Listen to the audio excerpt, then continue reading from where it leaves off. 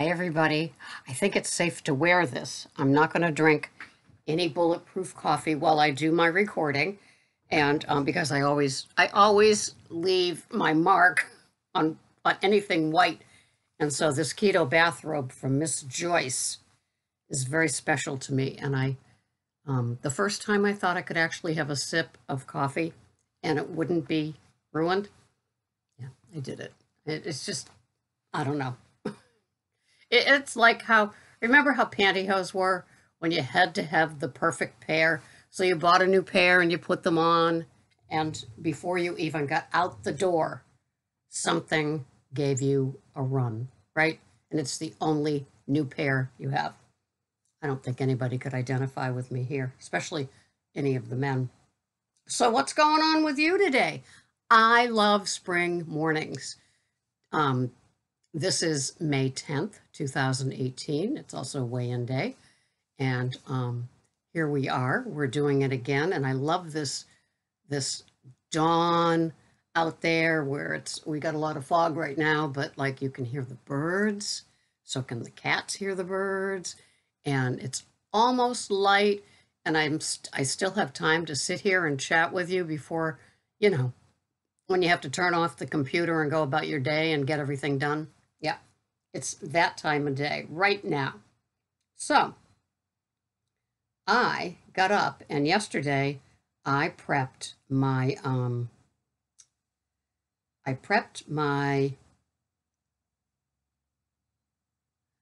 Mississippi stew roast. And yes, I do use a couple of envelopes of things that have nasty chemicals in them. I admit it. This is where I'm not perfect. You can yell at me if you need to. It just it makes such a great stew. So I used to make it as a roast and have it, and then I evolved into wanting to make it into a stew. So if you haven't had a Mississippi roast, much less Mississippi roast stew, um, Google it. It'll come up. And I use like a quarter of a teaspoon of the au jus packet Knorrs, and same with the blue cheese dry powder one, like a quarter of a teaspoon of both. 6 pepperoncini, salt and pepper, Emerald's organic beef consomme, stock, chuck roast because it has the most fat on it, a package of cauliflower crumbles, and radishes. And they cook up like they're new potatoes, with the red skin on them. Yeah. So I've got it all in the crock pot. I prepped as my own butter, stick of butter. I love keto. I love keto. And I've got it in the crock pot for on low for 8 hours. And that will be a very delicious stew. And that works. So we'll have it tonight. We'll probably have it Friday night too. Why not? And it works. I can have stew with my great big salad. So I've got my great big salad. You've seen the bowl. It's that floured bowl.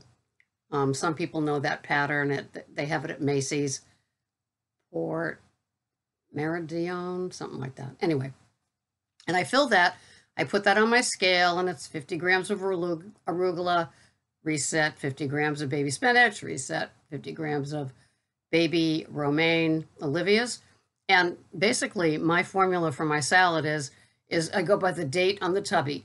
So I take I put the most of, which right now is the baby romaine, and so I'll probably have 75 grams of that today because it's got the used by closest to today date on it.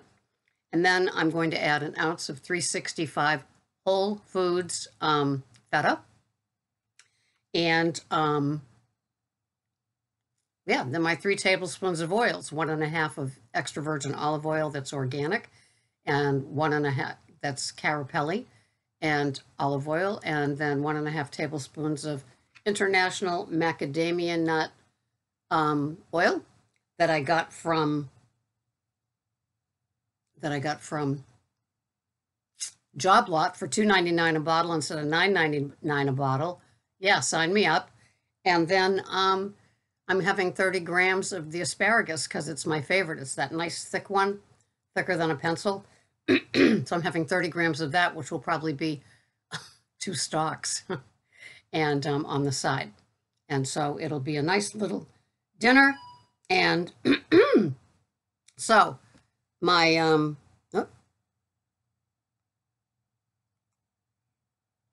my macros, this is my chronometer. And so I put in my food before I take any bites. So I'm having 1,491 calories. My protein is 42, just where I like it. Carbs are 13.4, and that's a big salad. It's cauliflower crumbles, and it's asparagus. So who says we can't have a lot of veggies? And the fat is 120, 125. And so it's a perfect day. I love my chronometer. It teaches me.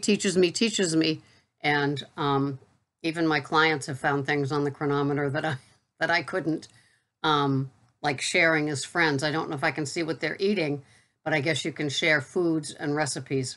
So I haven't utilized it yet. I've just set it up, and so it'll be fun. So I did get an email from a client that I had in January, and she's totally frustrated because she is doing strict keto, and she cannot lose these last few pounds, and it's making her crazy. And, I have had clients that just have very stubborn metabolisms that just don't want to give it up. And she was cute. She said, I don't even care about NSVs anymore. And an NSV is a non-scale victory. She said, I just want to lose that weight. Oh, I'm the only one that ever felt that way? Oh, okay. Yeah, all right. Yeah, sometimes it's like, I don't care about sleeping better. I don't care about my pants fitting better. I need to see the scale saying something. I know that feeling so much, and I'm sure a lot of you do. And no, I don't have the answer except drastic measures with carbs and protein as low as they can be. I mean, my diet is usually 85 to 86% fat anyway, and then the protein is 14 to 15, and then the carbs are 3, 4, and 5% of my diet. And on the chronometer, another reason I love this is because where's my finger? Right there is the protein. See, it's the flexed arm, and that is the fat. So see, I can press that, and it says my fat is 83. My protein is 13. And my carbs are 4% today. So that adds up to my 100. And the carbs would probably be less without the asparagus, but I am having the asparagus and then the cauliflower crumbles in the stew, and then the great big leafy. And I've put in, so all the different, I know it's 75 baby romaine, 50 arugula, and I think 50 baby spinach, with the 3 tablespoons of the oil and then the ounce of the cheese. And it just works. It takes a while to eat. And I like that. So that this is saying comfortable, and then this, it's happening at like the same time. So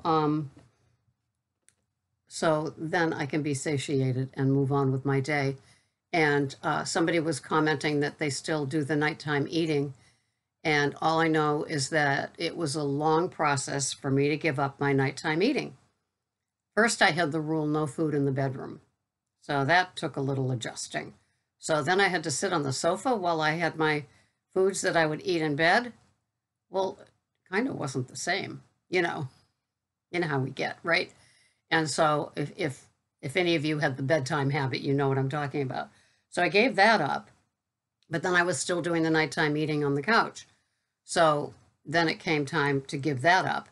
And so the tricks that I do, even to this day, are when I'm done with my meal, I have a glass of lemon water, again, with 3 supplements: magnesium, probiotic, and potassium.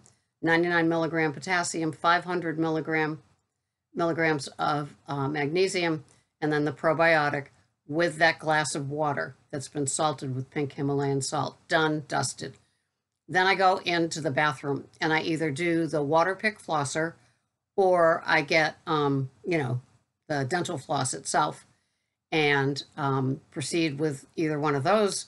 And then I brush my teeth. And my body, because I've been doing it for so long, knows done. And so I asked this woman who said that she's still plagued with the nighttime eating, have you identified it as a habit yet, or are you still hungry? Because if you're still hungry, add another, if you have a salad, tablespoon of oil to your salad. The green leafies will not be absorbed unless you do have a good supply of oil to let it be absorbed into your bloodstream. So think of it as the oils are part of the process. I couldn't do this without the oils. Think about it like that. And so I said, is it a habit or are you hungry? Or a tablespoon more of oil, butter to your veggies if you're not having a salad, and your meat. I mean, I put a little butter on my pork chop that I had grilled in coconut oil last night.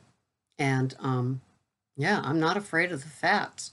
And so that, just recognizing whether your nighttime habit is eating is a habit, or if you're really hungry. So if you're really hungry, I don't know, end your meal with a cup of tea with a tablespoon of coconut oil in it.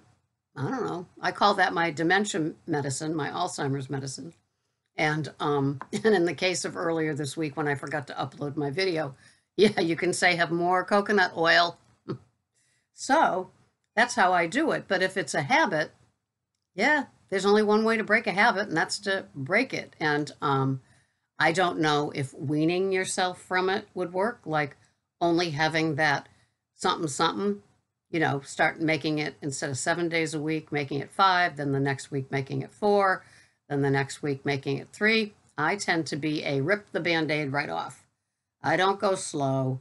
I just cold turkey, because I think my body has always adapted. Did with drinking, did with smoking, did with grains and sugars. I didn't play. I don't play. When it's time to give something up, it's gone. But then you guys know that about me and my my annoying discipline. So that's how it's rolling here with me today. So I can't smell the stew yet, but I will when I come back in after I go out for my meeting. That's how I'm rolling. If you are struggling in any way, shape, or manner, we have the little boot camp email deal, and that's a 30-day commitment that I make to you. Not 30 emails, but 30 days of emailing back and forth and back. And I also have different phone sessions, and then I have a couple of packages of both.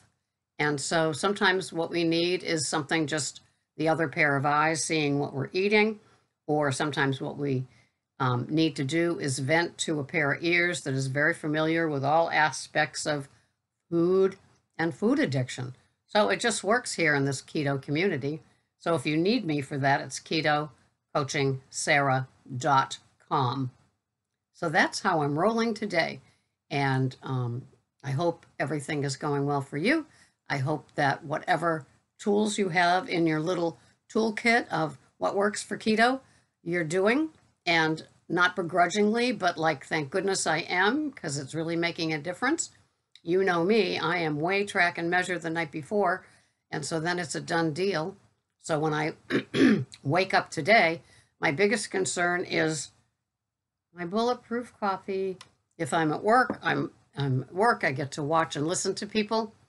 I've been listening to 2 Keto Dudes with Dr. Jason Fung, and I think I listened to 2 whole ones of them, and so then I listened to a Scott the truck driver about the dangerousness of keto. So I was busy yesterday at my job, and I don't go in tonight. I have 2 nights off in a row. Our TV died, our big one. So I know we're in trouble. It lasted like 2.5 years, but I know the last power outage, it must have gotten a surge, and that took care of it. Oh well, things happen. But between computer and TV, that's my lifeblood. Oh, and bulletproof coffee, of course. So I will see you the next time. This has been fun for me. Has it been fun for you? Keto on my family. Bye-bye for now.